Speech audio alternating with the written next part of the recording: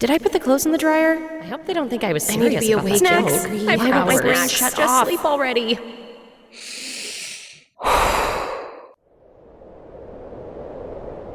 When your racing thoughts keep you up at night, it's tough to let go and get the rest you need. Better sleep can help. You might have heard of white or brown noise, but there's a whole rainbow of color noises, and they can help you calm your mind, reduce stress, and sleep better, like the green noise you're listening to now. With the Better Sleep app, you can discover more color noises and over 200 soothing sounds, guided meditations, and bedtime stories. High-quality rest is vital to your mental well-being and physical health. Calm your restless mind, conquer your day, and sleep better at night. Download Better Sleep from the App Store or Google Play and start a 7-day trial today. Because when you sleep better, you feel better. This is an ad by Regain Couples Therapy and features real testimonials. This was our first time trying therapy, and honestly, it was long overdue. Looking back, we just wish we had started sooner. Regain's qualified therapists help couples when they can't get there on their own. We thought it was intimacy issues, but Andrea helped us uncover a deeper root cause we hadn't even realized was there. Visit regain.com/couplespod to get 10% off your first month. Regain, powered by BetterHelp. Breaking down every game, every day in Major League Baseball. This is the Baseball Betting Show. Here is your host, Greg Peterson. Hey, warmer from the low. Welcome to lovely Las Vegas for the Baseball Betting Show with myself, Greg Peterson, now part of the VSiN Family Podcast. We've got an excellent podcast for you as we're going to be joined in segment number 2 by John Jansen, who does such tremendous work over at Fox Sports Philadelphia, The Gambler. We're going to be chatting with him about this very, very wild playoff race that we have. Additionally, the outlook for the Philadelphia Phillies. Is Aaron Nola actually going to be pitchable in the postseason? And so much more. In the final segment, going to get you guys picks and analysis on every game on the betting board for this Baseball Sunday as we touch them all. If you do have a question, comment, segment idea, what have you for this podcast, you have one of two ways we offer those in. First one is my Twitter/X timeline at gunit_81. Keep in mind, letters EM. The name does not matter, so as per usual, please do send these into the timeline. And the other way is via an Apple Podcast review. If you rate this podcast 5 stars, it is very much appreciated. From there, you're able to fire in whatever you'd like to hear on this podcast via that 5-star review. While I did not get in any Twitter/X questions today, everything is powered by EdgeBoost. EdgeBoost is making sure that bettors are able to have access to their funds whenever and wherever that 100% of gambling transactions do indeed get approved. And when you go to edgeboost.bet, put in that promo code of Greg, G-R-E-G, that'll get you a $1 match on your first deposit up to $25. And additionally, you get cashback rewards as you utilize EdgeBoost. Now let's take a look back at everything that we saw in baseball on Saturday. Try to find some trends and try to get to know these teams a little bit better. Games from yesterday is Greg buzzing about. Here is the rowdy recap. The Cincinnati Reds had a push on the total, which that's a change from what we've been seeing. 59.6% of games have went under for them, but they do get the job done against the Cubs, this by kind of 6-3. For the Cubs, they did have a pair of bombs in this one. Reese McGuire off of Zach Littell, his 9th home run season. For Michael Busch, his 30th, also off of Littell, who gives up those 2 home runs in 5 innings. Chase Burns from there gives up a run in 1 1/3 innings, but Tony Santillan, pair of outside the bullpen squirrels. Graham Ashcraft, Emilio Pagan, they both provide a pair of scoreless innings. And for the Cincinnati Reds, Spencer Steer, 4 home runs in 4 games out, 21st home run of the campaign. That comes off of Drew Pomeranz. Aaron Savali gave one up to TJ Friedel, 13th home run season, and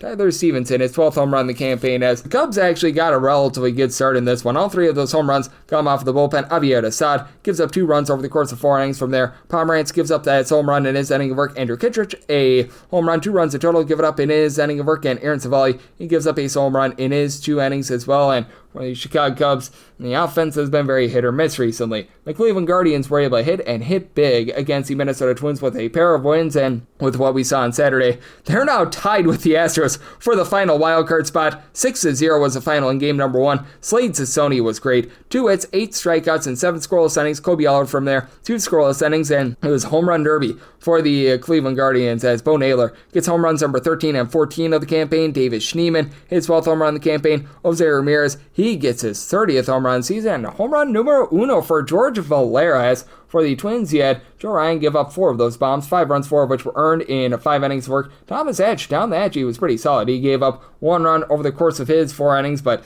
damage had been done by then. And for the Cleveland Guardians, they hold down the Twins once again. The Twins scored 0 runs in 18 innings on Saturday, 8-0 the final in this one. As for the Cleveland Guardians, you had Logan Allen give you a really nice start, 8 scoreless innings. From there, Zach Kente scoreless inning, and for the Cleveland Guardians, so home runs in this one, they just went 5 of 8 with men in scoring position and completely took it to Bailey Ober, who gives up 6 runs in 5 innings. Again, Mick Abel in long relief, not bad, 2 runs allowed in 4 innings, but damage had been done, and Eddie giving up 1 run, that still would have been too many. For the Slam Diego Padres, they slam the Chicago White Sox, this by count of 7-3, as Yu Darvish does give up 2 runs over the course of 4 innings. Bullpen from there does their part, though. Robert Suarez does give up a solo home run in the 9th inning to Lennon Sosa, 21st home run of the campaign, but Audrey Montahone, 4 outside the bullpen scoreless. Jeremiah Estrada, Mason Miller, they both give you a scoreless inning, and Jackson Merrill, 15th home run season. That comes off of Yandres Gomez, who gave up 3 runs in 5 1/3 innings, not bad there. From there, Steven Wilson, 4 outside the bullpen scoreless. Cam Bouger and Wilkman Gonzalez both come in for an inning. They both give up a run, and Frazier Aller, 2 runs allowed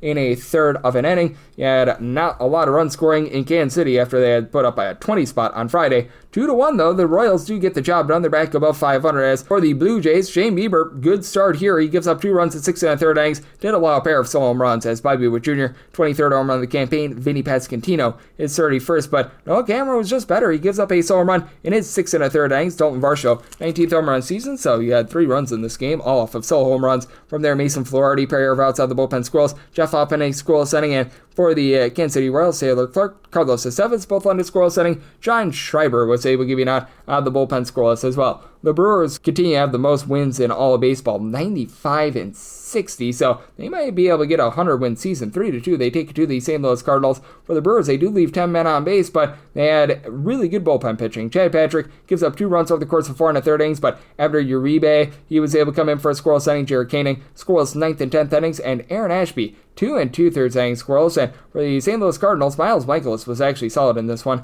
2 runs allowed in 5 innings. Kyle Leahy, 2 scoreless innings. Riley O'Brien, 4 outs out of the bullpen scoreless, and Jojo Romero, pair of outs scoreless in the 9th inning, then gives up an unearned run in the 10th inning as Bryce Terang's RBI single able to be the difference maker for the Milwaukee Brewers. Your top over team in all baseball, by the way, is the Blue Jays, who did play an under on Saturday. They're now up to 84 over, 65 unders and 6 pushes, and now the Seattle Mariners are hot on their heels for highest over 8 in all baseball. They take it to the Houston Astros by kind of 6-4, and they're running away now with the AL West as Big Dumper Cal Raleigh is league-leading 57th home run season for Framber Valdez. He has now given up 4+ runs in all but one of his starts since the beginning of the month of August.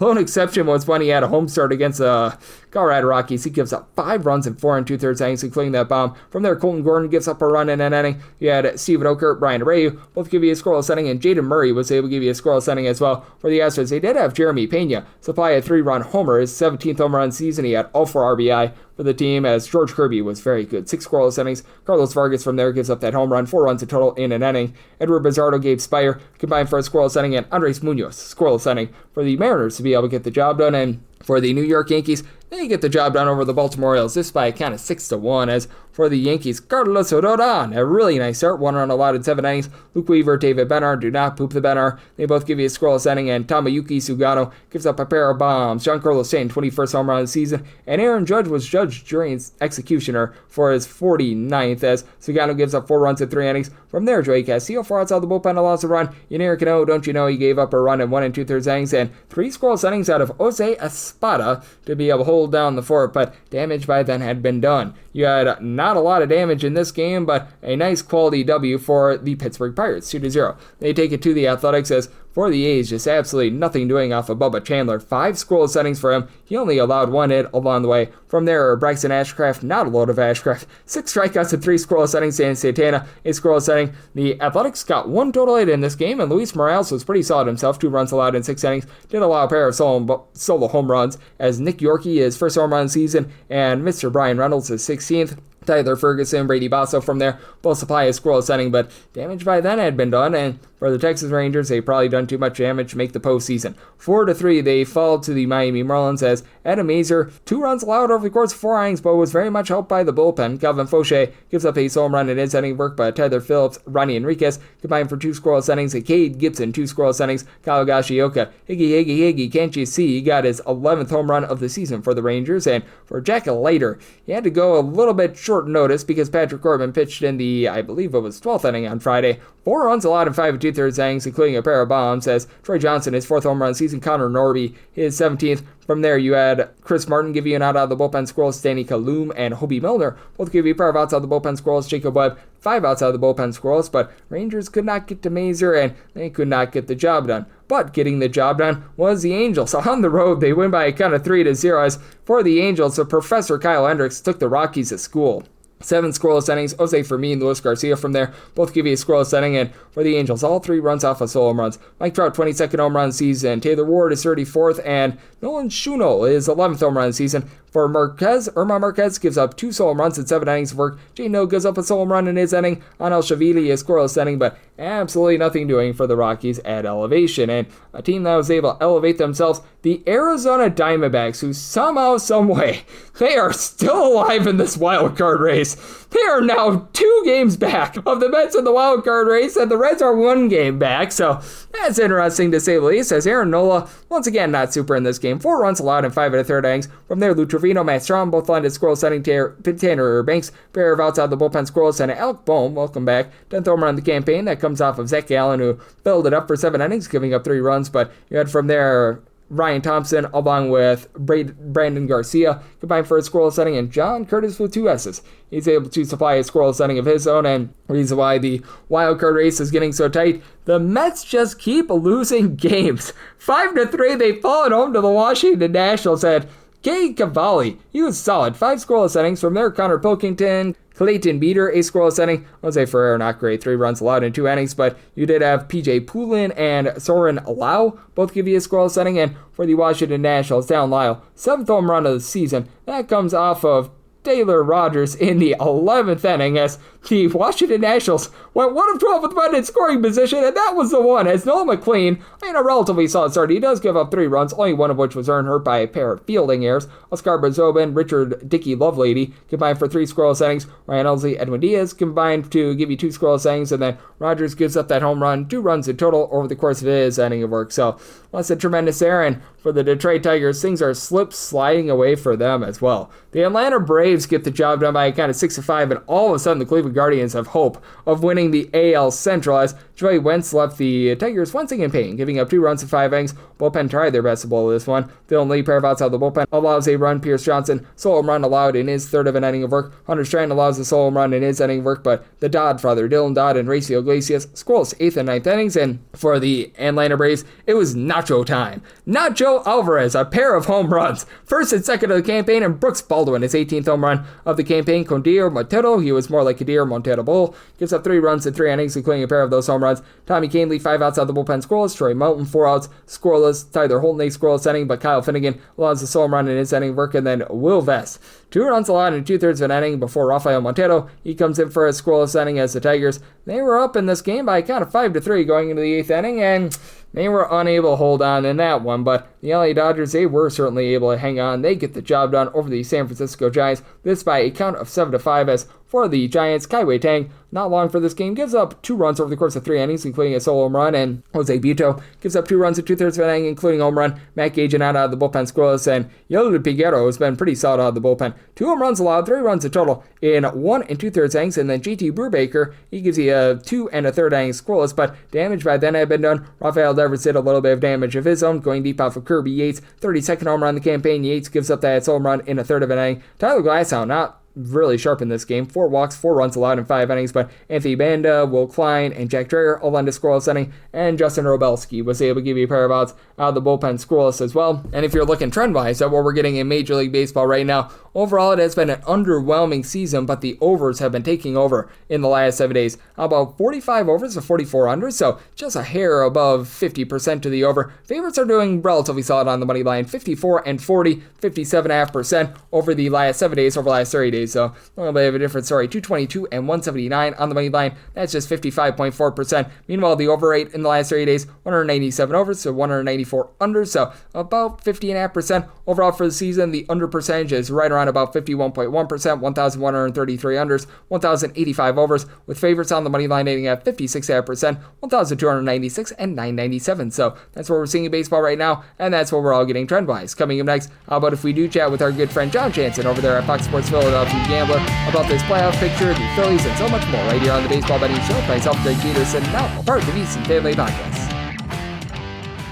Did I put the clothes in the dryer? I hope they don't think I was serious. I need to be about awake. Snacks. I've got my brain Shut shut off. off. Sleep already.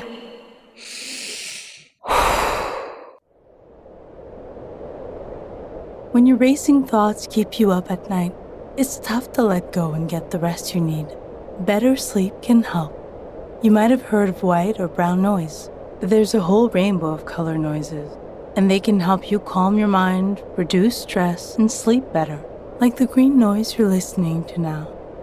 With the Better Sleep app, you can discover more color noises and over 200 soothing sounds, guided meditations, and bedtime stories. High-quality rest is vital to your mental well-being and physical health. Calm your restless mind, conquer your day, and sleep better at night. Download Better Sleep from the App Store or Google Play and start a 7-day trial today. Because when you sleep better, you feel better. Breaking down every game, every day in Major League Baseball. This is the Baseball Betting Show. Here is your host, Greg Peterson. And we're back here in lovely Las Vegas for the Baseball Betting Show with myself, Greg Peterson, now part of the VC Family Podcast. Always great to be joined by this man, as we've got John Jansen aboard. He does such great work over at Fox Sports Philadelphia, the Gambler, taking a look at all sorts of different things. The cheerful Philadelphia Eagles, the, well, not so great Philadelphia 76ers. We've obviously got Phillies playoff baseball coming up in our lives as well, so John is involved in all that and does a great job on the college football front as well. You're able to follow him on the old Twitter/X at the letter J, and then his last name Jansen, the number 34 altogether. And John, always a pleasure, my friend. Thank you. Yeah, it's a pleasure for me as well, being on the pod with you and talking some baseball. We're getting close to the playoffs, Greg. So great time for baseball. And look, Phillies in a pretty good position right now as we get close to the postseason. Yep, absolutely. And it's going to be really interesting to see what we get moving forward out of the Phillies, because we are doing this before Aaron Nola has his start on Saturday against the Arizona Diamondbacks. But how do you think he might factor in for the Philadelphia Phillies? Because for the Phillies, that rotation now with Zach Wheeler out, we sort of know what we're going to be able to get out of Christopher Sanchez, Ranger Suarez, and the lefties. But I mean, past that, I feel like it's a big giant mixed bag, because I want to say that Aaron Nola should not be pitching in the postseason. But at the same time, I just don't know if you replace him with Taijuan Walker, Walker Buehler, who they've had rough seasons too. Yeah, they have. I mean, look, Rob Thompson did say that he would not be opposed to going at 3 straight lefties to start in the postseason. And the thing is, I don't think he has really a choice. Jesus Luzardo has been pitching better as of late. I know in the middle of the season, he started to have some struggles. Christopher Sanchez and Ranger Suarez are by far your clear number 1 and number 2. And Aaron Nola just hasn't, coming back from the injury, just kind of what he was before the injury. He's giving up a ton of home runs, extra base hits. It's just not good. Now, he can give you a couple of innings if they want to use him as an opener, let's just say, for a start or maybe something like that. I have no idea, but they're going to have to use him. It's just that they're probably going to have to use him in a limited role. I just don't see them throwing him out there for 4 or 5 innings for a start in a postseason game. Even in game 4, if they were to go 4 deep in the rotation, just doesn't make sense. He's just not pitching well enough. So it'll be interesting how they do that. Obviously, I'm not a big fan of Taijuan Walker either. The ERA looks fine and been pitching okay, but you can just tell that he's a kind of blow-up inning waiting to happen. So I'm really, after you get through the first 3, I'm not sure what they do. I just know that they are going to have to use Nola in some way. Yeah, it's going to be really interesting to see what happens on that front. And for the Philadelphia Phillies, even though they've got everything locked up in the NL East, thanks to the New York Mets for completely piddling down their legs, so they might not even make the playoffs at this point. It is very, very wild to take a look at that, to say the least. But That said, how do you take a look at this Phillies team moving forward? Because with the pitching rotation, that's going to be interesting. But also with the lineup, we thought that this was signed, sealed, and delivered. And we know what we're getting out of Kyle Schwarber. But the injuries to the likes of Trey Turner and company does cause a little bit of question mark there, too. Yeah, it does. They all should be fine. I don't have too many issues or any concerns about Trey Turner's injury or some of the injuries that have had happened to the lineup because it seems like they're all going to be ready for the postseason. The lineup actually, surprisingly, and this is just one of the weird things with the Phillies heading into the postseason, lineup seems really fine and they're getting a lot of great production from guys like Harrison Bader. They're winning a lot of games right now. I find that they're winning in so many different ways, and it's in ways that I just don't see a lot of other teams winning. So when you look at the National League picture, yes, like Dodgers are a great team on paper. Brewers have been really good all season. Cubs have this amazing lineup. But right now, the best team playing in the National League at this moment is the Phillies. The Phillies are playing better than anyone in baseball. A lot of it has to do with, I think, the bottom of their lineup. Now Harrison Bader has to go up to the top because of Trey Turner's injury, but he goes back to the bottom when Trey Turner is healthy, and that's a huge addition. So they're getting production out of some crazy places, and the trade deadline acquisition of Bader is a big deal, and their pitching staff is making it work, and their bullpen's making it work. So while, yes, it would be great to have Zach Wheeler there, and I think that would solve everything. Like, it would be a perfect situation if Zach Wheeler is at the top of the rotation or there was some healthy bats in the lineup right now. I feel really confident, and it's just one of those things in baseball that maybe this Phillies team is a team of destiny, and they just find ways to win in so many different areas of play. That means something. I feel pretty confident about them heading into the playoffs because of that. We do have our good friend John Jansen of Fox Sports Philadelphia Gambler joining me right here on the Baseball Betting Show, and how much of that is because it's just such a weak year this year in baseball where there's no dominant team, because you just look up and down the boulevard. I think we both agree, even though you just talked up the Phillies, they're not like some sort of a otherworldly team or anything like that. The Dodgers were supposed to be that, but they've been all sorts of banged up. They haven't lived up to it. The Brewers have the best record in all of baseball, but trust me, I grew up in the great state of Wisconsin. I am just waiting for this team to blow up in October and let everyone down. The entire American League is just a big giant hodgepodge, and I think that that's the biggest thing, and probably maybe the biggest reason why you feel so confident about the Phillies is that there's just no dominance this year in baseball. Yeah, and that's why it feels like the Phillies don't need to be 100% healthy. Obviously, it would be great. I think we would be talking about them as that dominant team if they were to have Zach Wheeler and if the lineup was completely healthy right now and we knew that the health was okay. Really, it's the Wheeler thing. I think we would feel much more confident. They would be that team that we talk about being dominant. But that's the great thing is there is no dominant team. You're just kind of like, what teams do you think can scrap by in the playoffs that are able to find ways to win? Because there's no dominant like starting rotation enough. And I like the Brewers starting rotation, but I don't think it's dominant enough that it's a full advantage over any team. I don't think any lineup, the Cubs, I love their lineup, but I don't think it's that much an advantage over any other team. The only one you kind of worry about is just like, would the Dodgers, because of all of the talent there, and like Shohei is being just amazing, but with all the talent there in the starting rotation and even the lineup, that once it gets into the playoffs, that starts to show a lot more than it would in a regular season. So the Dodgers still kind of, to me, have that, but also we've seen enough of a sample size this season now, and they haven't been. I just think it leaves room open for kind of anything. And the fact that the Phillies are playing better than anyone right now, to me, yeah, great. That's why I would feel confident, why I do feel confident. Because this is a season where you don't have to be your best. You just have to be playing your best. I think the Phillies are kind of a really good example of that right now.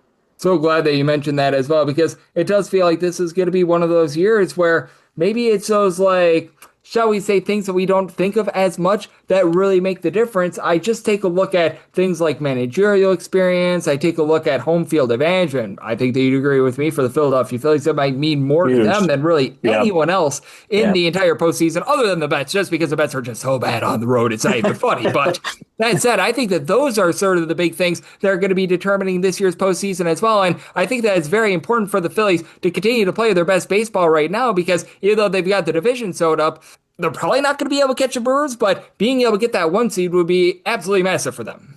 Yeah, it would be. I know kind of the bye from the wild card round has been looked at as maybe not as important, but I think with a Phillies starting rotation that might be a little bit short, the fact that they can maybe dodge a 3-game series and not have to throw a couple of starters out there for extra games would be a huge help for them.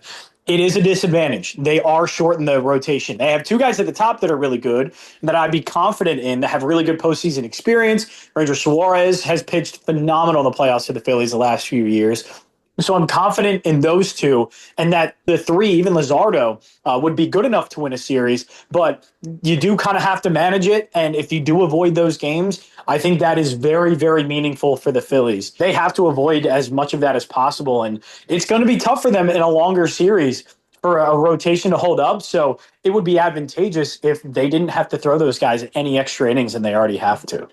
Yep, absolutely. I think that it would be big for them. And I just take a look at the entirety of the playoff picture as well, because we've talked completely exclusively about the National League at this point. And I think that the American League is just, it's rough to say the least. Whoever makes it from the American League, I think that they lose to the National League team that makes the World Series, whether that be the Phillies, the Dodgers. Heck, I would put the Brewers over all those American League teams right now. I'm not sure how you take a look at the American League, but that's as big of a crapshoot as it gets. And any team that makes it into the postseason from the American League, I think could be able to make a run, aside from maybe the Guardians, just because I'm not feeling that offense. Yeah, not feeling that offense. It just doesn't have enough pop. And we've seen, like, when it goes well, they can pitch well, they can play good defense, and they can win a lot of games. But that offense, once it gets into the postseason, it just doesn't have enough pop, and that's too big of an issue for them.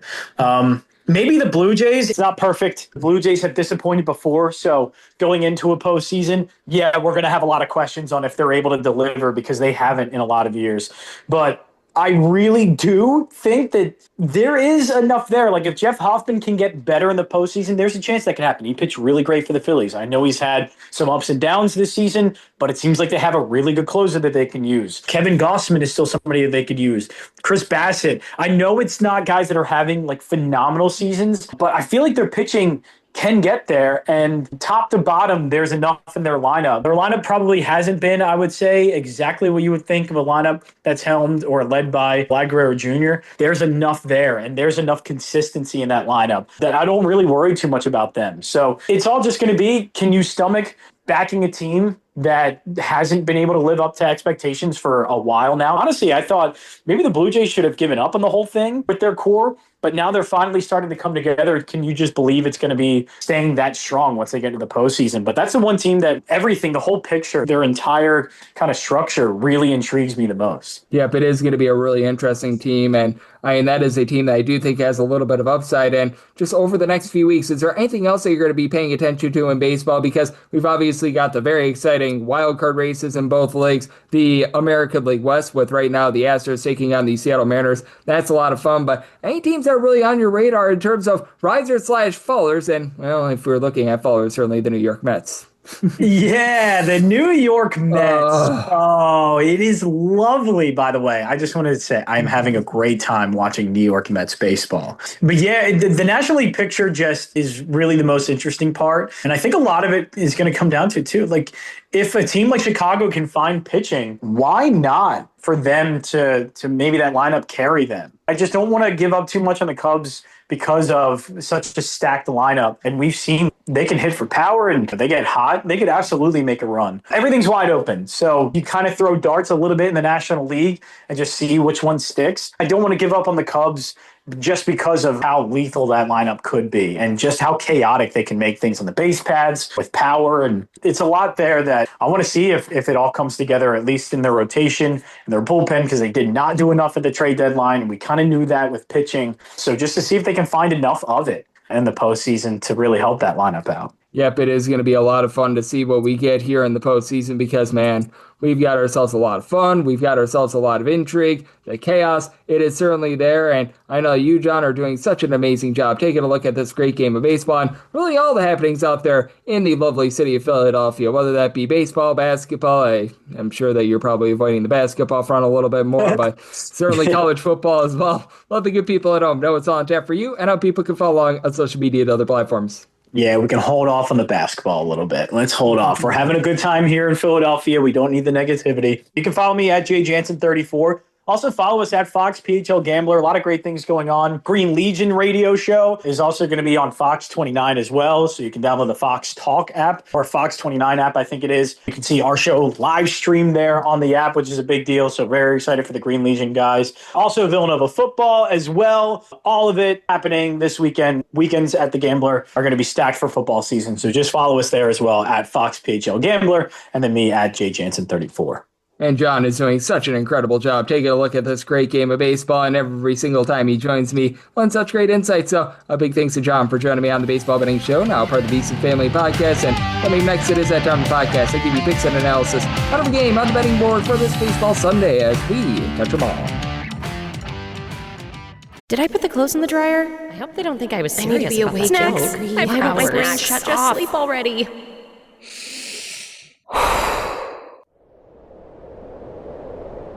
When your racing thoughts keep you up at night, it's tough to let go and get the rest you need. Better sleep can help. You might have heard of white or brown noise, but there's a whole rainbow of color noises, and they can help you calm your mind, reduce stress, and sleep better, like the green noise you're listening to now. With the Better Sleep app, you can discover more color noises and over 200 soothing sounds, guided meditations, and bedtime stories. High-quality rest is vital to your mental well-being and physical health. Calm your restless mind, conquer your day, and sleep better at night. Download Better Sleep from the App Store or Google Play and start a 7-day trial today. Because when you sleep better, you feel better. Breaking down every game, every day in Major League Baseball, this is the Baseball Betting Show. Here is your host, Greg Peterson. And we're back here in lovely Las Vegas for the Baseball Betting Show with myself, Greg Peterson, now part of the Visa Family Podcast. It is always a pleasure to be joined by John Jansen, who does such great work over at Fox Sports Philadelphia, the Gambler, taking a look at this great game that we all know and love of baseball. Every single time he joins me, he lends such great insights, did so once again today. So big thanks to John for joining me in the last segment. Now it is that time of the podcast. I give you picks and analysis on every game on the betting board for this Baseball Sunday as we touch them all. If a game is listed on the betting board, Greg has a side and a total on it, so it is time to touch them all. Do note that as per usual, any changes that are made to these plays will be listed up on my Twitter/X feed at gunit_81, and we are going to be going in Las Vegas rotation order. This is where we go with the National League games first, then the American League games, any interleague games. Those are going to be at the bottom. That'll keep things all nice, neat, clean, and easy. So we start things off with 901, 902 on the betting board. The Washington Nationals are on the road against the New York Mets. Sean Manaea is on the bump for the Mets. Jake Irvin goes for the Nationals. Nationals are between plus 210 to plus 215 underdogs. Minus 260 to minus 270 is that number on the Mets, and the total is 8.5. The over is minus 125, and the under is plus 105. As of right now, we've got no run lines up on the board. I'd be willing to go with the Mets up to about a minus 117 with regards to the run line. When it's all said and done, I do think that we are going to be getting there. Like, the Mets were north of minus $3 favorites yesterday, and they were right around like a minus 135 run line. So I do think that we are going to be able to get like a minus 117 run line, so that will put me on the Mets. Now, for Sean Manaea, it's been a no good, very bad, awful run for him thus far this season, in which he has been banged up for much of it. For Sean Manaea, he's got a 5.40 ERA. We should see some positivity here. 420 fielding independent. He is getting 11 strikeouts per 9 innings. He's been hurt by the fact that he's given up 1.8 bombs per 9 innings, and it's been a little bit just up, down, all around for him. But in his last start against the Padres, he gave up just 1 run in 5 innings. That's the second time in his last 6 starts he had given up fewer than 4 runs. So yeah, that's been a miserable run for him. Jake Irvin is on an even more miserable run though. Like, man, 5.76 ERA. Fielding independent of a 5.66, 1.9 home runs, 3.1 walks allowed per 9 innings, while not getting any swings and misses whatsoever. I don't think he's given up fewer than 3 runs in a start since the beginning of the month of July. He has not. Like, this has been terrible. He has 9 straight starts in which he's given up at least 3 runs, and he has given up at least 4 runs in all but one of them. And this is a Mets lineup that has honestly been cooking. Not so much yesterday, but you do have the likes of Brandon Nimmo, Francisco Lindor, Juan Soto, Pete Alonso, all hitting at least at 260 with at least 22 home runs. Soto's been able to give you about a 4 on base, over 40 home runs. Alonso Alonso, about a 350 on base. And the guys at the bottom, Mark Vientos, Brett Beatty, 15 plus home runs, starting to get online with regards to the average. You get back Francisco Alvarez at the catcher spot as well. So, I mean, they're doing a good job there. And for the Nationals, this team actually has hit relatively well on the road, about 4.6 runs per game on the road compared to 4 runs per game at home. CJ Abrams, they still don't get this. He's got 18 home runs this year, and 15 of them have come on the road. That's wild. Dallin Lyle has been able to about a 285. Now, the issue for this team is that the young guys are not getting on base. Brady House, Robert Hassel, Andres Chaparro, you throw in there Dylan Cruz, all these guys, they're giving you less than a 285 on base with not necessarily a ton of power. That's been an issue, though Josh Bell, since the beginning of the month of July, has been hitting above a 260. He's been able to give you a 20 plus home runs, and then James Wood, good Wood with a 350 on base, 27 home runs, so the home run power has been waning ever since the first half of the season. For the Mets, this has been a bullpen that has been nightmarish. The likes of Oscar Zobin, obviously Ryan Helsley, Gregory Soto. You've got a lot of guys that are rocking an ERA that's above a 375. Edwin Diaz has been rock solid, and Brooks Raley has been good as well. And for the Nationals, this continues to be dead last in the big leagues in terms of bullpen ERA. Shinkuski, Ogasawara, Jackson Rutledge, Orlando Ribalta, Mason Thompson. You go down the list of guys that are posting up above a 450 ERA. Not great there, so I do think that you're going to get plenty of run scoring, so I might total 9.1. So at the 8.5, even up to a 9, I'm willing to go in on the over, and for the Mets, willing to lay up to a minus 117 on that run line. 903, 904 on the card. It is the Cubs. They are on the road against the Cincinnati Reds. Yes, we're on to Cincinnati. He was on to Andrew Abbott getting the start for them, and James Satayan goes for the Cubs. The Cubs, who find themselves between minus 103 to a minus 105. Meanwhile, between minus 112 to a minus 116 is that number on the Reds. 8.5 to 9 is the total on the 8.5. The over is minus 125. The under is plus 105. On the 9, the under is between minus 120 to a minus 125. Over is even money to plus 105. With this total, I set mine at 9.2. So whether you've got an 8.5 or a 9, I am in on the over. You've got a pair of guys that are pitching to quite a bit of contact. James Satayan, only about 7 strikeouts per 9 innings. Now, he comes in really good form. He has given up 200 runs or fewer in each out of his last 5 starts, but still a 395 ERA with a fielding dependent more around about a 480 because he's given up 1.8 home runs per 9 innings this year. And for Abbott, 8.2 strikeouts per 9 innings isn't terrible, but for a 288 ERA, that is a little bit low. 368 fielding dependent. And for Abbott, he has experienced a little bit of regression. 3 plus runs allowed in 3 out of his last 5 starts. Much of the struggle has come on the road, though, and he does face off against the Cubs, this lineup that has been really struggling ever since the All-Star break. You've seen Seiya Suzuki, Pico Armstrong really just wane in terms of their overall power. Matt Shaw has actually been really good since the All-Star break. He leads the team since the All-Star break with 9 home runs, so he's been able to do a nice job in the second half of the season, but this is a lineup that's actually in the bottom 5 of the big leagues in terms of run creation ever since the All-Star break, as you've got Carson Kelly, who's not moved the line the way that he was towards the beginning part of the season. Nico Horner has continued at above a 300 since the All-Star break, so he's been solid. Dansby Swanson has still been able to give you a little bit of power, but Kyle Tucker landing on the injury list, not great, though. I do like what Moises Ballesteros has been able to give you since he was able to get some at-bats, and then the bullpen has been rock solid for this team, likes of Taylor Rogers, Drew Pomeranz, Brad Keller. These guys have been able to give you a sub-325 ERA. Daniel Palencia lands on the injury list, so that's been a little bit of an issue, but on the other end for the Reds, they don't have anything amazing, but they don't have a whole heck of a lot of awful either. Like, you look at this bullpen, Brent Suter, Scott Barlow, Graham Ashcraft, these guys do have it above a 375 ERA, but Tony Santana and Emilio Pagan have been pretty solid in the 8th and 9th inning, though Pagan does give up a few more home runs than what you'd like. And for the Reds, they've got a few guys now up to 20 home runs. Ellie De La Cruz, along Spencer Steer, were able to get their 20th bombs of the season here in this series. And you do have quite a few guys that they just find a way to move the line, get on base. A lot of guys hitting between about a 257 to a 270. Navali Marte, TJ Friedel, De La Cruz, Gavin Lux, cousin Sal Stewart. And Sal Stewart has been very nice in a small sample size for this team as well. So these guys have been able to give you a bit of something. Brian Hayes, since he joined the team, has been able to give you about a 330 on base. And I do think that they get to James Satayan. I think they experiences a bit of regression, so if I tell 9.2, I like the over, and for the Reds, willing to go up to minus 132 on that money line. 905, 906 on the betting board. It is the Brewers. They are on the road against the St. Louis Cardinals. Matthew Liberatore is on the bump for the Cardinals. It is currently to be determined on the bump for the Brewers, so this game is completely off the board. We're hearing rumors over Robert Gasser going for the Brewers, and if we get the gas man, I set the Brewers at a minus 136, minus 135 or better, looking at the Crew, plus 137 or higher, looking at the Cardinals, and then I'd set a total to wear an 8 or less in on the over, 8.5 or higher the under. If you don't get Gasser, roster, you're probably going to get some sort of a piecemeal bullpen game.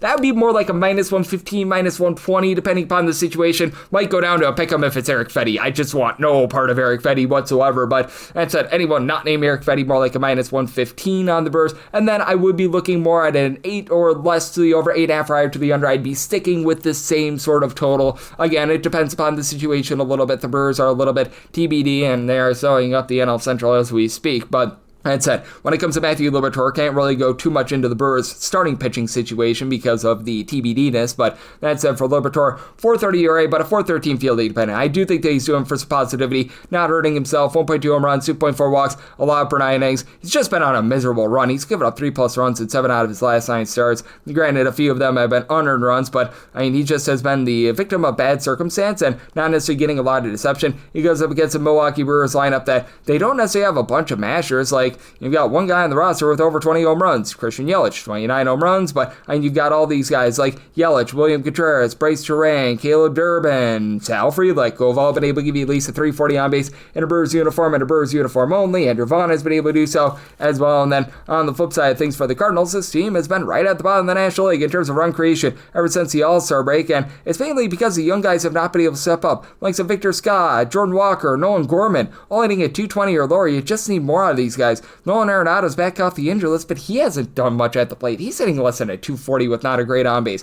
Now, you do have Brandon Donovan, coupled with as well Alec Burleson hitting above a 280, and for Burleson, he's up to 18 home runs. You've had Wilson Contreras be rock solid, but he was out of the lineup yesterday. I know that he had some sort of a suspension to serve, and it looks like he just hit the injured list. So, yeah, his season might now be done. That's not great for this Cardinals team. What has been rock solid has been this Cardinals bullpen, though. They got rid of Ryan Helsley at just the right time, as you've got the likes of Matt Savanson, Kyle Leahy, Riley O'Brien, Jojo Romero have been able to give you a sub-330 ERA. And for the Brewers, if you do indeed get a piecemeal game, the bullpen has been relatively solid. Now they're getting guys off the injured list. Trevor McGill is still on there, but you get back to like Nick Mears, you've got Jared Koenig, Aaron Ashby, Grant Anderson, who have been able to give you a sub-375 ERA. Abner Uribe has been very rock solid as well. So if you get Gasser versus Liberatore, I'm willing to lay up to a -135 on the Brewers, plus 137 or better. Looking at Cardinals, and then 8 or less than on the over, 8.5 or the under. We'll probably stick with that same total if it is like a piecemeal game for the Brewers, but the Brewers go down to a -115, and if you get Eric Fedde, it's more of a pick 'em there because I really just don't trust in Eric Fedde, and then an 8.5 or less on Fedde would be looking at the over. 907, 908 on the card. You've got the Giants on the road against the LA Dodgers, as Emmett Sheehan is on the bump for the Dodgers.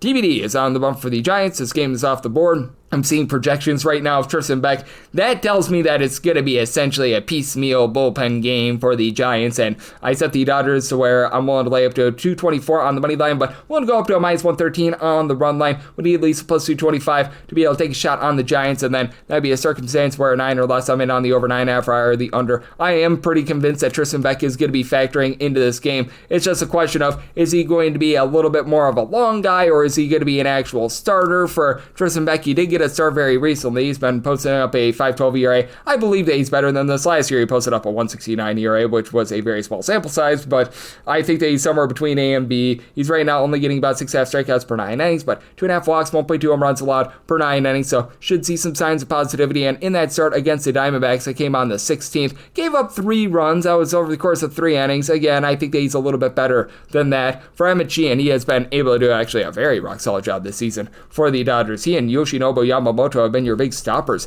3.17 ERA, fielding dependent of a 3.23, 10.5 strikeouts to 3 walks per 9 innings, only giving up 1 home run per 9, and he has given up a grand total of 4 earned runs over the course of his last 4 starts. One of them was a bulk appearance against the Philadelphia Phillies, but still, he's been able to do a nice job for this team, and Dodgers bullpen finally starting to get a little bit healthy, though I will say with Kirby Yates along Tanner Scott, these guys have been highly unreliable thus far this season. Both of these guys rocking an ERA above at 4.50. You've had Blake trying to have his issues as well, but the reliable guys like Drake Dreyer along with Alex Vesia, who have been there all season, have been able to give you a sub-3 ERA. You've been able to have Michael Kopech, who just came off the injured list, be relatively solid, though. Looks like he's injured once again, so man, that just happens with Michael Kopech. And you take a look at this Dodgers lineup, you still have a whole bunch of mashers, and you've got Max Muncy back. That's big, because without Max Muncy, the Dodgers are sub-500 this year and averaging about a full run and a half per game less than when he's out there in the lineup. For Muncy, he's been able to be a big catalyst for this team, as he's been able to supply 18 home runs and fewer than 300 at-bats, about a 380 on base, and that's big because Walter Oscar Hernandez gives you 24 home runs, less than a 290 on base out of him. You've been able to get the good production out of Freddie Freeman, obviously 360 on base, 20 plus home runs. Shohei Ohtani just continued to do Shohei Ohtani things, 52 home runs, nearly a 400 on base bat.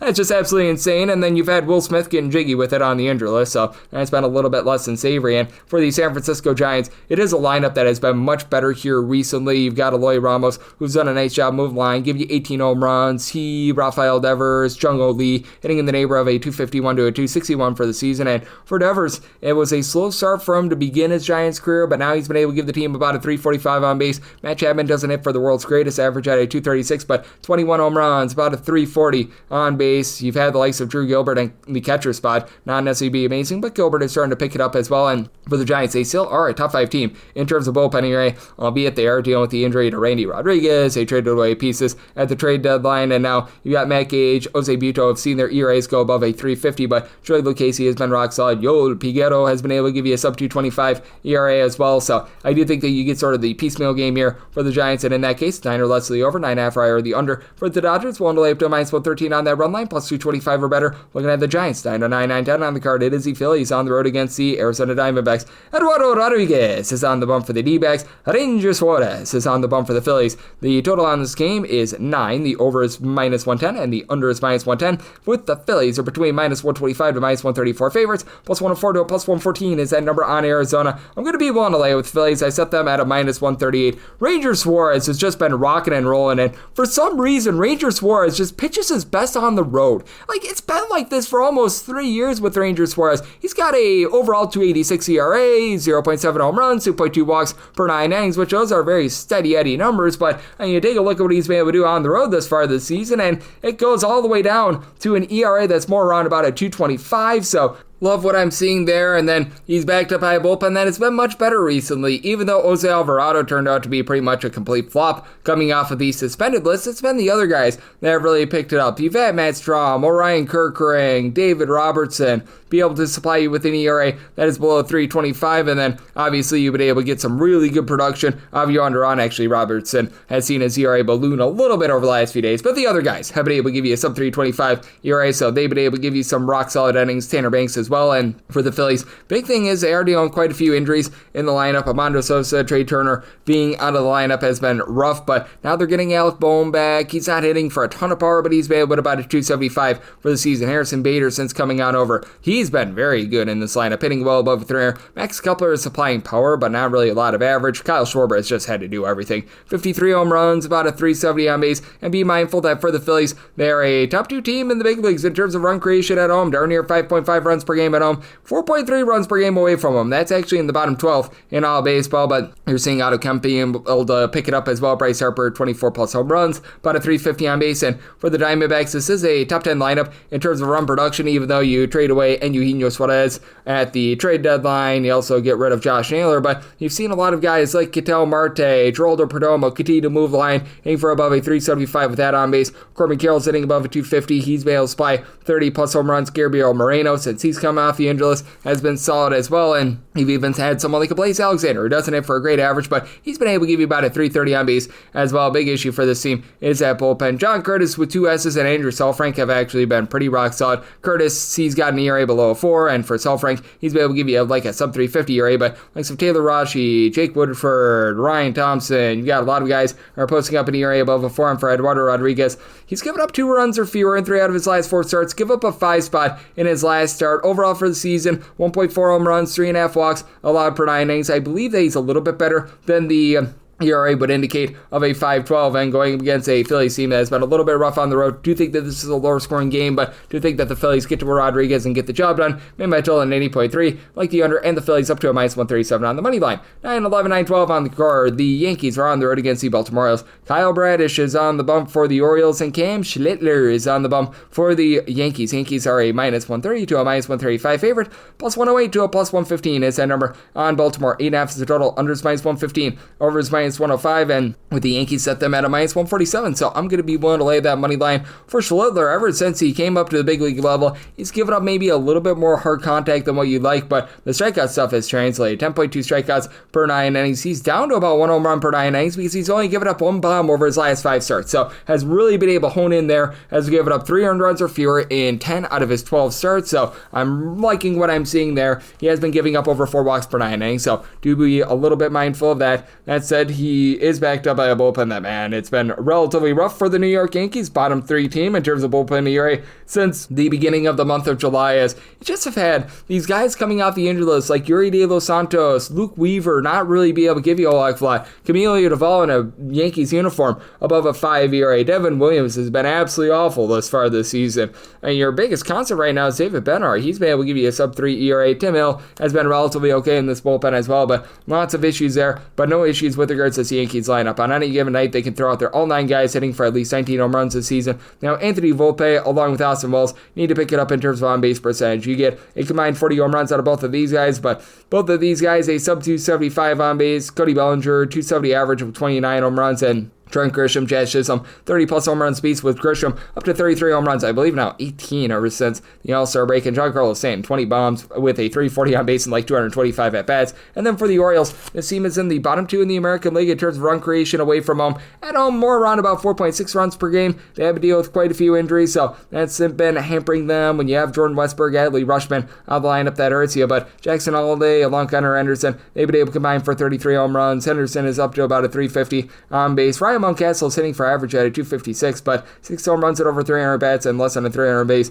Need a little bit more there, and then have a lot of guys that have just really struggled in general. Whenever Dylan Carlson's been out there, Colton Cowser, Samuel Basallo, these guys hitting below 215, need a little bit more there. Jorge Mateo, in his very small sample size this far this season, has not been great himself, though. Dylan Beavers above a 4 base. Big thing for the Orioles is that they do need to really hunker down with regards to the bullpen as well, as you've got a lot of guys in this bullpen that are posting up north of a 4 ERA as well. You've got Yanier Cano, Corbin Martin, Grant Wolfram, Yarmil Hidalgo, a whole bunch of guys have been awful. I will say, the long guy in Keegan Aiken has not necessarily been too bad, so I do think that you're going to be able to get some run scoring in this game, even though Kyle Bradish, ever since he has come off the injury list, he has been very rock solid for this team. Not a lot of starts for Kyle Bradish as far, only 4 starts, but 245 ERA, the swing and miss stuff is definitely back. 12.3 strikeouts per 9 innings. He's allowing a little bit over 3 walks per 9, but only he's given up 2 home runs in those 4 starts, but I think both of these bullpens give up some runs, so one to lay up to minus 146 on the Yankees money line. Made my total at 8.7, so you're at the 8.5. I'm also in on the over, 913, 914.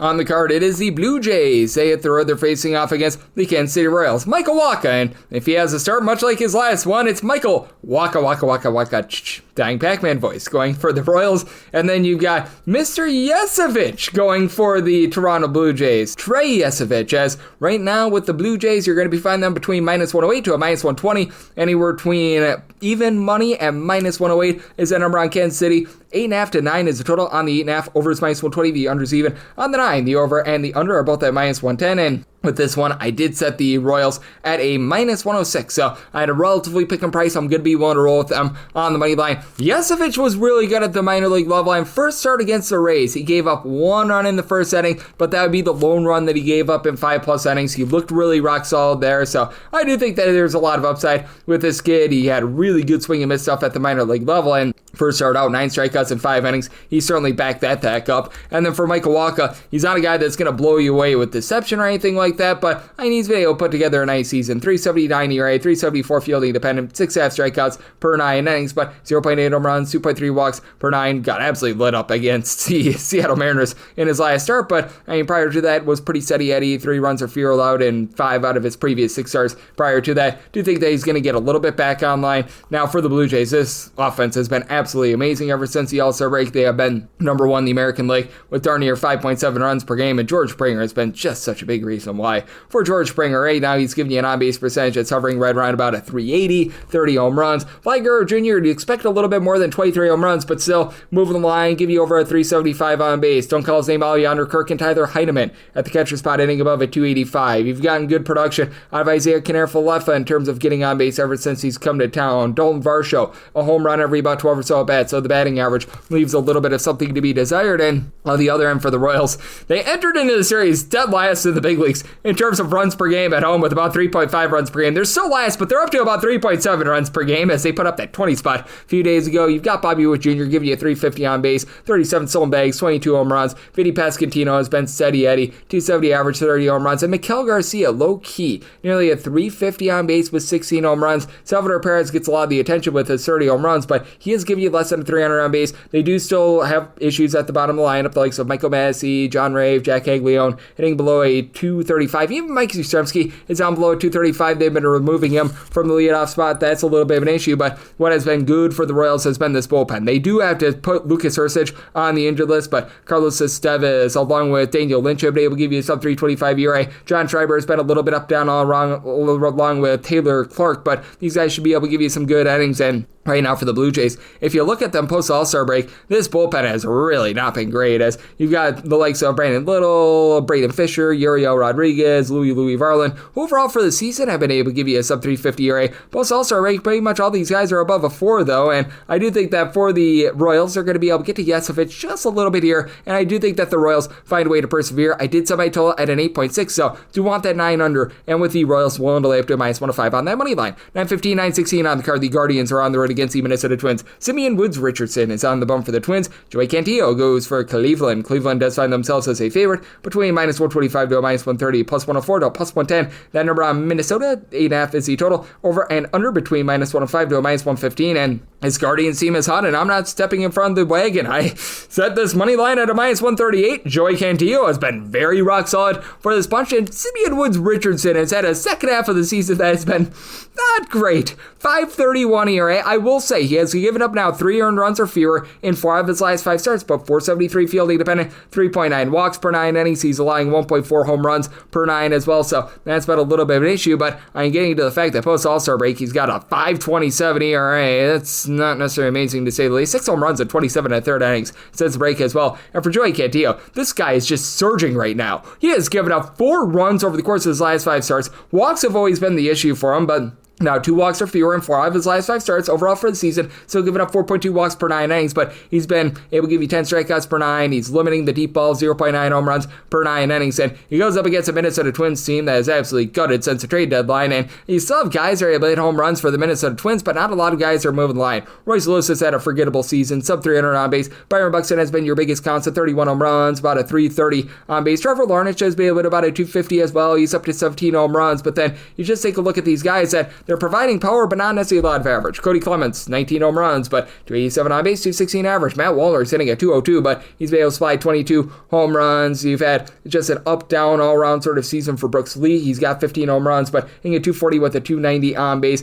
Now, I will say, you've had, since he came up to the big league level, Luke Castillo give you about a 390 on base, but some of these other young guys, like a Mickey Gasper, James Outman, they just have not been able to hit above a 200, and on the other end for the Cleveland Guardians, their run has really not been based on offense. They're still in the bottom 5 of the big leagues in terms of run creation. Jose Ramirez has been great, 360 on base, 30 home runs, and Kyle Manzardo's up to 26 home runs. Not necessarily hitting for the world's greatest average, but a 320 on base with 26 home runs. You'll take that. Stephen Kwan at the top, hitting at 275, and then you just have your poo-poo platter of different guys. They're hitting below at 215. Nolan Jones, Daniel Sheeman, David Fry, John Genzy Noel. You just go down the list. Austin Hedges. It's not great to say the least, but what has been great has been this Cleveland Guardians bullpen. At top 17, towards the bullpen ERA, Hunter Gaddis and Kate Smith have had their adventures thus far this season, but both are down below a 3.15 ERA. And then you got the likes of Eric Zabrowski, along with Kobe Eller, Jacob Junis, who have been able to give you a sub 3 ERA. They've dealt with the injury to Nick Enright, but overall this team is solid enough, in my opinion, to get the job done. But I think it's going to be a lower scoring game. Set by total at 7.7, so getting this 8.5, I'm certainly going to be in on the under. And with the Cleveland Guardians, I like the money line up to a minus 137, 917, 918 on the card. It is the Astros playing host the Seattle Mariners, as it is Logan Gilbert going for Seattle. Jason Alexander, no relation to George Costanza, is on the bump for the Astros, and Astros do find themselves between plus 115 to plus 120 underdogs. Minus 135 to minus 142 is that number on Seattle with a total of 8. The over is between minus 115 to a minus 120, unders even to a minus 105, and for the Astros, I actually set them as a minus 118 favorite. I'm going to be willing to roll with them on the money line. Now, Alexander, I do think is doing for a little bit of regression as he's pitching to a lot of contact, but he has been a whole heck of a lot better ever since he got to Houston rather than when he was with the Sacramento A's. He had like like 3 appearances with the A's where he gave up a whole bunch of runs. As a matter of fact, he gave up 13 runs, 12 of which were earned in 6 innings. Since getting to Houston, 2.76 ERA, albeit with a 4.27 fielding dependent, 1.2 home runs, 2.6 walks allowed per 9 innings. So he's been able to really straighten out there. And for Alexander, he comes in good form, having given up 3 runs or fewer in each out of his last 5 starts. Meanwhile, for Mr. Logan Gilbert, he's been able to be a strikeout artist for the team. He's getting darn near 12 strikeouts per 9 innings this far this season. He is giving up the 1.4 home runs per 9 innings, though, and what has been really killing Logan Gilbert has been his road starts. Seattle is much more pitcher-friendly than pretty much any other place in all of baseball, and that's noted by the fact that he's got a 2.13 ERA at home. At home, he's giving up about 1 home run per 9 innings. On the road, he's giving up closer to about 1.8 bombs per 9 with a 5.08 ERA, and he is backed up by a bullpen that is pretty solid. You've got the likes of Andres Munoz, Edward Bizardo, throw in there as well, Matt Brash. These guys who have been able to give you a sub-3 ERA. Gabe Spire has been pretty solid as well, and for the Seattle Mariners, they are a top 4 team in the big leagues in terms of run creation away from home. Once again, that's because pretty much every place not named Seattle is much more hitter-friendly, and you've got Cal Raleigh, big dumper, entering into the weekend with 56 bombs with a 360 on base, and Eugenio Suarez, overall for the season, has been able to supply a lot of power as he's up to 47 home runs, but it's getting to Seattle, hitting below the Beatles line 200, so a little bit all or nothing there. Josh Taylor has been able to above a 280, though, and you've got other guys who are moving line. Julio Rodriguez, 31 bombs, hitting about a 270. JP Crawford, about a 270 with 11 home runs. He's up to about a 355 on base. Dom Canzone had a 3 home run game about 2 weeks ago. He's up to a 360 on base as well, so these guys have been pretty solid and pretty steady, and when it comes to the bullpen of the Astros, it is a little bit banged up with having Bennett Sosa and Josh Hader currently on the injury list, but you still have the Bryants, Brian King, Brian Abreu, and Steven Okert who have been able to give you a sub 330 ERA. The biggest thing for the Astros is they need to get their offense online. They've been a bottom 3 team in the American League in terms of run creation since the All-Star break, even with having Jose Altuve give you 26 home runs, hitting for about a 260. You just need a little bit more on base because these guys really don't strike out a lot, but they don't draw a lot of walks like Yunier Diaz, 256 average with 19 home runs, but 285 on base. Christian Walker, hitting about a 235 with 23 bombs, 295 on base. Mauricio Dubon, it's for about a 250 average, 293 on base. So you just need to get a little bit more there, and ever since the All-Star break, it has been a little bit wishy-washy and up-down all around with some of these guys. Like for the season, Jake Myers is hitting above a 300, that's down to a 268 post All-Star break, and Cam Smith says the All-Star break hitting a $156 has been less than savory, but that said, I do think that the Astros find a way to be able to get the job done here against a guy in Gilbert who has struggled on the road. So I set a total of an 8.3. At the 8, I'm in on the over, and I'm in on the Houston Astros on the money line at plus money. 919, 920 on the betting board. It is the Boston Red Sox, and they're going to be on the road against the Tampa Bay Rays. Connolly Early goes for the Red Sox. Joe Boyle, oh Boyle rules, goes for the Rays. Rays who find themselves as slight underdogs between plus 102 to a plus 110. Meanwhile, minus 122 to a minus 130, that number on Boston, and the total is 8. The over is between minus 110 to a minus 120. Under is between even and minus 110, and I'm going to be in on Boston. I did set them on the money line at a minus 127 for Connolly Early.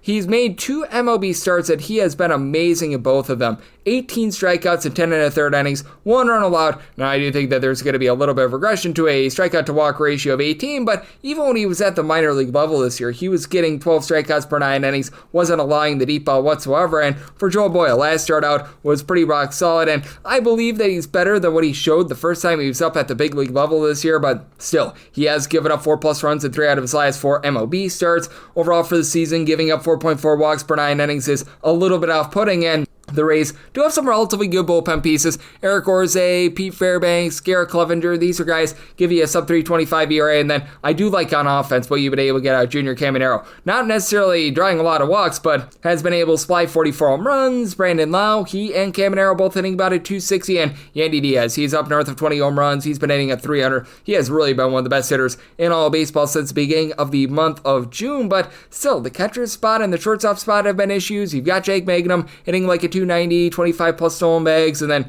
you've had Chandler Simpson give you 40 stolen bases, hitting about a 300, so these guys have been rock solid. But for the Red Sox, this continues to be a top 7 team in terms of run creation, despite the fact that they do have Roman Anthony out of the fold. We saw them be able to turn it on yesterday, and you just have a lot of guys on this team that are in that neighborhood of like a 250 to a 265. Jaron Durr and Trevor Story being 2 of the main. Yes, Masataka Yoshida just below that at right around about a 245, but you've been able to have some relatively good production production out of someone like a Nate Eaton, who's now been able to hit a 300, Rami Gonzalez as well. And for the Red Sox, this continues to be a top 5 team in terms of bullpen area. Aroldis Chapman, he did get used up for 27 pitches yesterday, so he's likely out of the full, but even with that, you do have the likes of Justin Wilson, Garrett Whitlock, Steven Matz, a whole bunch of guys give you a sub-3.25 ERA, and I do think that in the end, the Red Sox do find a way to be able to get to Boyle and get the job done, so I did set the Red Sox here to -127, like that money line, did set my total at 8.8, so I'm also in on the over. 921, 922 on the betting board, it is the Athletics, and they're going to be on the road facing off against the Pittsburgh Pirates, as Mitch Spence goes for the Athletics, and we've got Mr. Mike Burrows on the bump for the Pirates, and Pirates are finding themselves as a slim favorite here of a -112, -104 to -108. That number on the Athletics, and the total is 8.5. The over is -115, and the under is -105. I'm in on the under in this ordeal, as I did set my total at 8.2. For Burrows, you have to figure that they're probably going to be limiting his innings a little bit. That's what the Pittsburgh Pirates have been doing with a lot of these young bucks, but still, for Mike Burrows, he's gone out there, he's given up 3 earned runs or fewer in each out of his last 5 appearances, because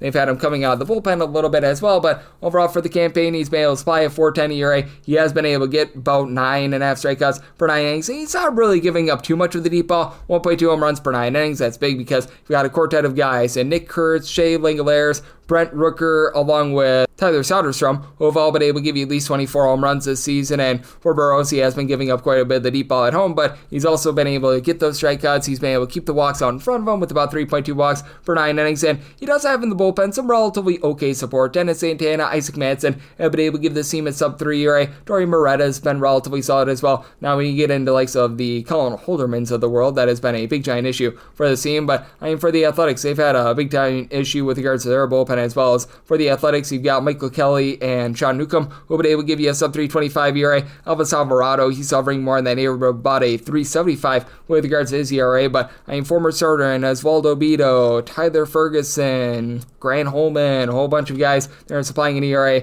above a 4. And for the Athletics, the bottom part of the lineup has also been rough with the likes of JJ Bleday, the wrong Max Muncy not being able to give you a ton. Now for the Pirates, this has been a dead last team in the big leagues in terms of home runs on a per at-bat basis and total runs per game. You've only got 3 guys on the roster, Brian Reynolds, Andrew McCutchen, and Oniel Cruz, who have been able to give you above 10 home runs as far as the season. And you just have a lot of suspectness with regards to this lineup, for lack of a better term, as you've got Oniel Cruz, who's right now hitting at 203, and he's just full of a cavalcade of different guys, hitting below at 220 for this team. Now have Jared Trollo just above that, so yay verily there, but Cameron Devaney, along with Henry Davis, Nick Yorkie, Jack Swiniski, these guys have all not been able to give you a whole heck of a lot of average whatsoever, but I do think that Burrows is going to be able to give you a good start. And for Mitch Spence, it's really been a up and down season for him. This is someone who has been in the bullpen and has also been a starter this far this season, so he's been a little bit up and down all around. For Spence, he's right now supplying you with about a 4.48 ERA, fielding dependent, more in that neighborhood, about a 5.08, as he's been giving up 1.7 home runs per 9 innings.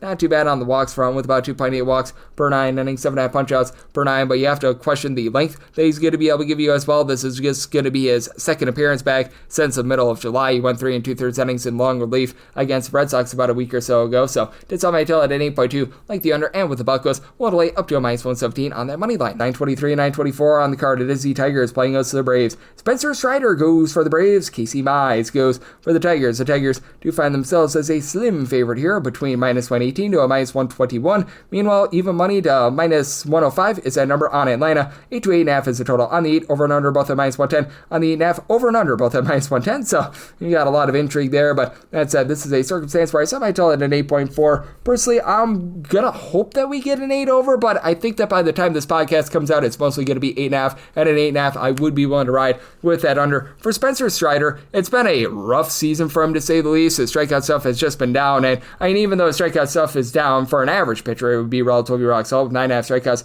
per 9 innings, but he's a guy that relies upon a lot of strikeouts because he's really a 2-pitch pitcher. 1.5 home runs, 3.6 walks allowed per 9 innings, but all of a sudden, 3 earned runs or fewer allowed in each out of his last 4 starts, so he's been able to get things rocking and rolling a little bit more there. And then for Casey Mize, he's been just a steady Eddie guy. He's right now posting up a 3.88 ERA, 3 earned runs or fewer allowed in 5 out of his last 6 starts. He does have a 4 fielding dependent because he's giving up a little bit too much hard contact, 1.3 home runs allowed per 9 innings, but has seen those strikeouts pop up a little bit more. 8.3 strikeouts per 9 innings. He is backed up by a bullpen that has been very mix and match this season, with Tommy Kahnle not being great for the team, but now you're getting back Brian Herter. He and Bailey Horn have been able to give you a sub-3 ERA. Will Vest has been pretty rock solid for the team as well, and I do like what John Brebbia brings to the table. And for the Detroit Tigers, they're averaging about 5.1 runs per game at home. That is a top 6 mark in all of baseball, with just a lot of consistency 1 through 9 in this lineup. Typically, you have about 7 guys in this lineup hitting at least a 250, with Spencer Torkelson being one of the outliers, but hitting a 245 with a 338 on base, 31 home runs, and then we've had great production of Riley Green. He's hitting for about a 260 with 34 home runs, and then just cavalcated different guys, hitting between about a 250 to, we're going to call it about a 260 with 11 to 14 home runs. You've had likes of a Zach McKinstry, Cole Keith, Avi Baez, Mauricio Perez, all be in the neighborhood, and Gleyber Torres, 360 on base, 16 home runs, and Dylan Dingler's hitting at 275. Both side for the Atlanta Braves. This has been a top 8 offense in terms of run creation ever since the All-Star break. Having Ronald Acuna Jr. out there give you darn near 4 on base. He's been able to supply 18 home runs in less than 320 at-bats. That's been big. Now, Michael Harris, he gives you 17 home runs, and it's for a 240, which isn't the world's worst, but 261 on base, you need a little bit more there. But Mandelson has gotten hot recently, 375 on base. He's up to 28 home runs. Marcell Ozuna still stuck on 20 bombs, 355 on base, but just a 231 batting average, so that's been a little bit of an issue, but we have seen some of these guys just give you a lot more ever since coming off of his suspension. Drickson Profar, 11 home runs at a 375 on base, so that's been good for this team. You've had Nacho Alvarez actually give you a few relatively okay at-bats,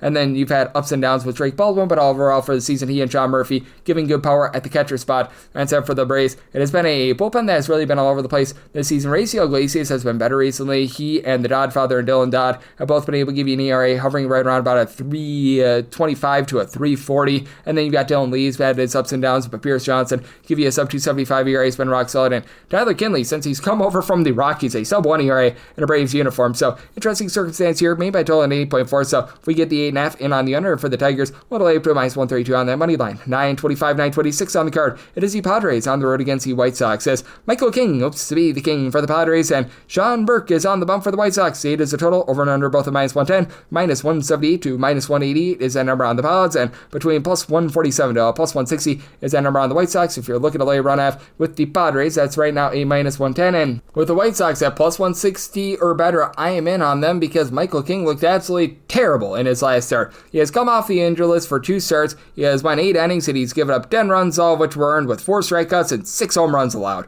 Like, Michael King has just been so badly banged up, and if this were Michael King in peak form, I'd be very willing to lay this number, but right now, Michael King does not look like he's back in his peak form. He probably came back off the injury list a little bit too early, much like he did the first time that he came off the injury list. He made 1 start, won a few innings, and then he had to go back on the injury list, but it's just a case where the Padres need him, so they can't really put him back on there. And for Sean Burke, he hasn't been amazing if you look at the advanced metrics. 8.5 strikeouts, 4.4 walks per 9 innings, 1.5 home runs per 9 innings, so with his 4.29 ERA, 5.05 fielding dependent, but he comes in just relatively good form. He's been able to limit the damage in every one of his starts. Like, the last time Sean Burke gave up more than 3 earned runs, you have to go back prior to the All-Star break. He has given up 3 earned runs or fewer, and now each out of his last 8 starts, he is backed up by a bullpen that is relatively rough. Mike Vasil, as a long guy, has been able to give you a sub 3 ERA, but they typically have him go like 3+ innings, so he's not available on a day in and day out basis. And you've got Steven Wilson, who's been able to supply a sub 325 ERA as well. Jordan Leisure, Brandon Iser. You got the likes of a Tyler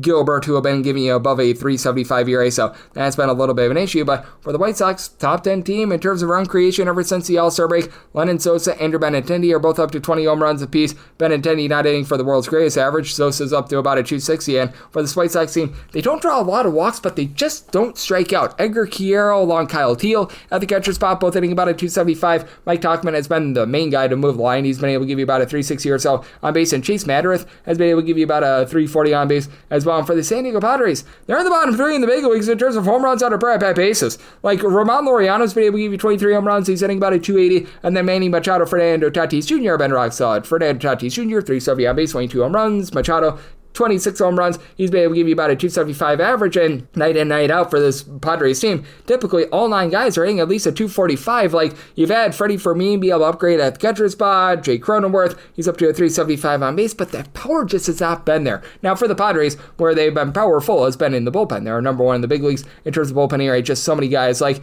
a Mason Miller, Adrian Marajón, Jason Adam, David Morgan, who have been able to give you a sub-3 ERA. Heck, Wandy Peralta has been pretty solid in this bullpen as well, but still, I don't know if you're going to be able to get much of anything out of Michael King, so at a plus 160 or better, give me the White Sox on the money line. Did some NHL at an 8.7 as well, so I'm going to be willing to take a shot on that 8 over. 927, 928 on the card. The Miami Marlins are on the road against the Walker Texas Rangers. Eddie Perez is on the bump for Miami. It's all to be determined on the bump for Texas. This is a game that's presently off the board. When I was checking the initial projections, they were showing Patrick Corbin getting the start in this one, mainly because Patrick Corbin pitched in the 12th inning on Friday, so they're thinking that maybe that was like a bullpen stint or something like that. I am not sure, but like I said, if it is Patrick Corbin against Erie Perez, minus 130 or better, looking at the Rangers, plus 132 or better, the Marlins, and then set a total of an 8.6, 8.5 or less in on the over 9 or higher to the under. If it's not Patrick Corbin and it's like a Jacob Latz game, honestly, I'd probably upgrade Latz to like a minus 135 to a minus 140, would keep that same total, but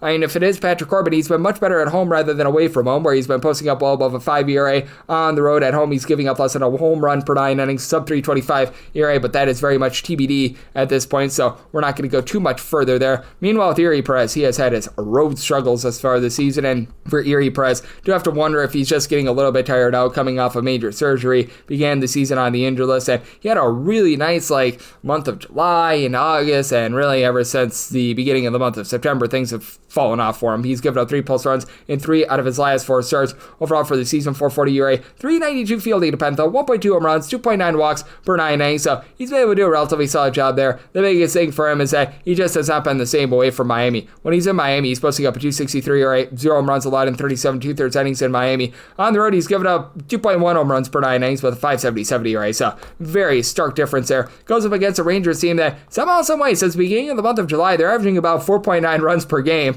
I have no idea where the offense is coming from at this point, because you've got Marcus Semien on the injured list. They've been dealing with an injury to Corey Seager as well, but guys just continue to step up for the team. Ever since Rowdy Tellez came into the fold, he's been relatively rock solid, and he was the lone guy on the starting lineup yesterday with more than 14 home runs for the season, so that's where the Rangers are at right now. It's mix and match, but Michael Hellman had a streak where he had 3 home runs in 4 games about a week and a half ago. He's been able to move line hitting about a 255. The Josh Young, Josh Smith hitting in that neighborhood by a 250 to a 255. Jock Peterson, since coming off the injury list, has been better, but I think they hit the injury list hitting like a $125, and I'm not even kidding when I say that.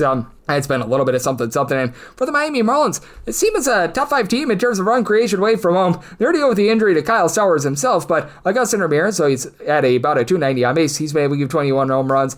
You've got Otto Lopez as the only other guy in the starting lineup from yesterday with 10+ home runs this year, 15 bombs. He's a part of just a cavalcade of different guys, hitting between about a 244 to a 254. He, Liam X, Eric Wagaman, Connor Norby, throw in there Joey Weimer. All these guys are in that full, but Jacob Marcy has been able to about a 320. Alberto Hernandez has been above a 270 as well. And then when it comes to the bullpen, it's been a little bit up and down. Lake Bacar's now give you above a 350 ERA, and having Anthony Bender hit the injury list has been hurting this team as well. But I mean, these are guys that are still fighting out there. They're still giving you some prideful innings. Kate Gibson, Tyler Phillips, and Freddie Turnick hit the injury list. But Ronnie Enriquez, these guys have been able to give you a sub-3 ERA. Calvin Fauché has been able to straighten out a little bit more as a long reliever / a closer as well. And then on the flip side, the Texas Rangers, this continues to be a top 8 team with regards to their bullpen ERA. They did have to utilize Patrick Corbin once again in that game on Friday, but that said, you've got a lot of guys that are supplying a sub 325 ERA for the team. Sean Armstrong, Cole Winn, Chris Martin, these guys have been very rock solid. Robert Garcia's got about a 3 or so ERA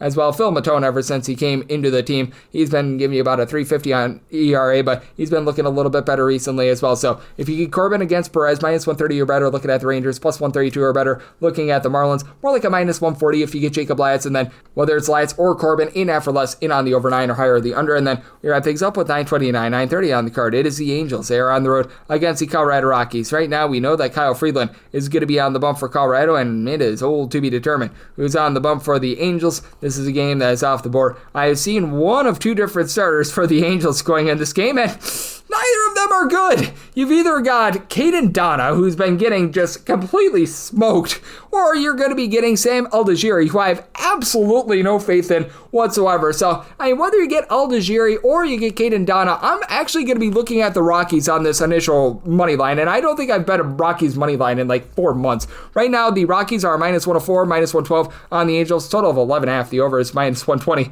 and the under is even. And I did say my total 11.2, but I mean, whether you get Aldigiri or you get Donna, man, these guys have not been great, to say the least. And if you do get Aldigiri, he has had a little bit of a cup of coffee at the big league level this year, 4 1/3 innings, and he gave up 7 runs, 5 of which were earned. He got 3 starts last year. He gave up 12 runs, 7 of which were earned, and he was just not great, to say the least. Both of these guys, he and Caden Donna, have been bad at the minor league level, and Caden Donna, north of a 6 ERA since they gave him starts this season, so that has been very much less than tremendous, and Aldigiri gives you no strikeouts whatsoever. Kyle Freeland doesn't give you a whole heck of a lot of them either. For Mr. Freeland, for the Rockies this season, posting up a 5.14 ERA, it's not like he's giving up a ton of deep balls. 1.3 home runs per 9 innings, considering your home ballpark is Coors Field. It's not too bad. 2.2 walks per 9 innings, so he's got a 430 fielding dependent, but he's been on a, shall we say, inconsistent and shaky run. 3+ runs allowed in 3 out of his last 5 starts, but keep in mind, one of those starts was where he got no outs and gave up 2 runs against the Giants and got ejected from the game. So that was interesting, to say the least, and he's backed up by a bullpen that's currently 29th in the big leagues in terms of their ERA. For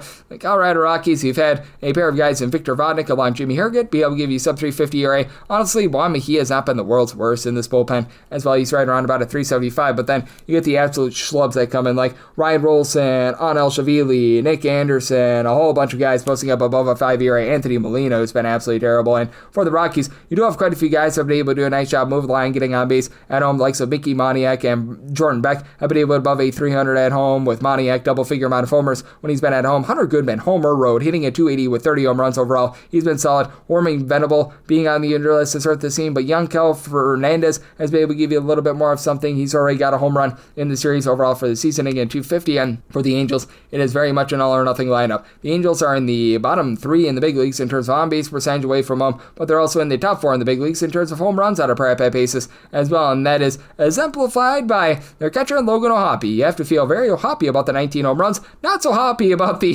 265 on base that he's provided thus far this season. Then you got Taylor Ward, 33 home runs, but then you get 227 with a 315 on base. Joe Adell setting fire to the rain with 36 home runs, not so much fire to his 297 on base. Zach Neto has been pretty solid, hitting for about 26 bombs. He's hitting at 260, but even Mike Trout, 21 home runs, sitting at 220 with his average, albeit a 356 on base, but very much an all-or-nothing team. Christian Moore is not giving you more. He's been hitting right around about the Mendoza line of 200. Bryce Tucedo has been hitting like a 215. These guys at the bottom as well, Peraza, have not given you too much of anything, and this has been a Angels bullpen that, well, it's not been great this far this season. Brock and Roll Burke, along with Kenley Jansen, to be able to give you a sub 3 ERA, and Robert Stevenson has been relatively solid as well, so do like to see that, but then you have some of these guys like Sam Bachman, Jose Fermin, Ryan Zephyrion, Carson Fulmer. These guys are posting up well above a 4 ERA, and I do think that the Colorado Rockies should be able to get to either Aldigiri or Caden Donna. I'd be willing to lay up to a minus 111 with the Rockies on the money line, and then somebody told 11.2, so at the 11.5, I'm in on the under, and that'll wrap things up for the Sunday edition of the Baseball Betting Show, now part of the VSiN family of podcasts. Big thanks to John Jansen of Fox Sports Philadelphia, the Gambler, for joining me in the last segment.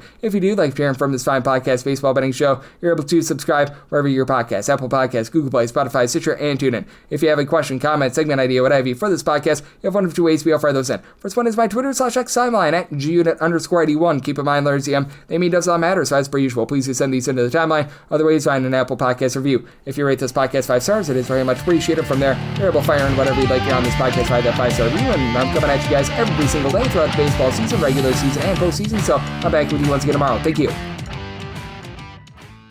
Did I put the clothes in the dryer? I hope they don't think I was serious. I need to be about awake. Snacks. I want my brain shut just off. sleep already.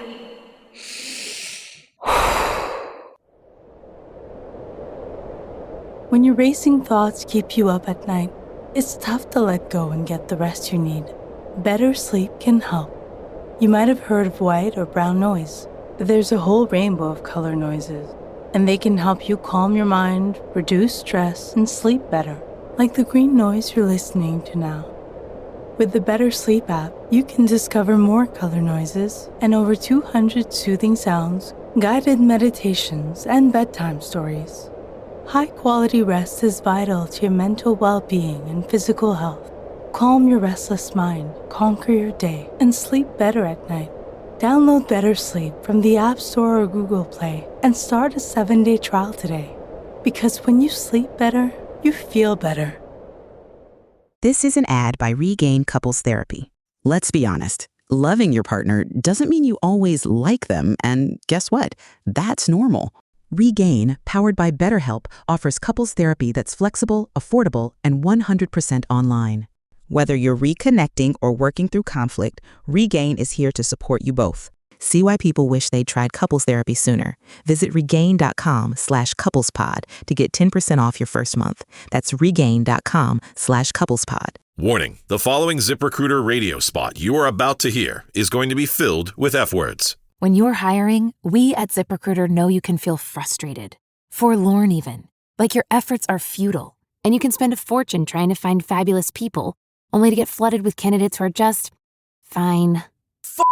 Fortunately, ZipRecruiter figured out how to fix all that. And right now, you can try ZipRecruiter for free at ZipRecruiter.com/zip. With ZipRecruiter, you can forget your frustrations because we find the right people for your roles fast, which is our absolute favorite F word. In fact, 4 out of 5 employers who post on ZipRecruiter get a quality candidate within the first day. Fantastic. So, whether you need to hire 4, 40, or 400 people, get ready to meet first-rate talent. Just go to ZipRecruiter.com/zip to try ZipRecruiter for free. Don't forget, that's ZipRecruiter.com/zip. Finally, that's ZipRecruiter.com/zip.